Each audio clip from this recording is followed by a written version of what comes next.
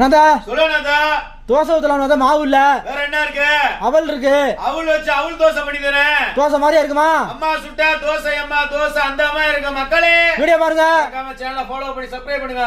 ஒரு பாத்திரத்துல 4 கப் அளவு பிரவுன் அவல் எடுத்து நல்லா 2 மணி நேரம் நல்லா வாஷ் பண்ணிக்கங்க. அழுக்கெல்லாம் இருக்கும். அழுக்கு போனதுக்கு அப்புறம் அவுள் முறுகிற அளவு தண்ணியை ஊற்றி ஒரு 10 நிமிஷம் வச்சிங்கன்னா அவுள் நல்லா ஊறிடுவாங்க. ஒரு மிக்ஸி ஜாரில் போட்டு கொஞ்சம் தயிர் ஊற்றி நல்லா ஒரு ஓட்டி நல்லா பசை மாதிரி எடுத்து வச்சுக்கோங்க ஓரமாக. அதே அவளோட 1 கப் ரவையை போட்டு தயிரை ஊற்றி தேவையான அளவு தண்ணி ஊற்றி கொஞ்சம் லூஸாக அரைச்சி எடுத்துக்கோங்க. ரெண்டையும் மிக்ஸ் பண்ணும்போது தேவையான அளவு தண்ணி ஊற்றுங்க. இல்லை கை இருந்துச்சுன்னா கையில் தேங்க, இல்லைன்னா மிக்சியில் போட்டு ஓட்டிக்கோங்க.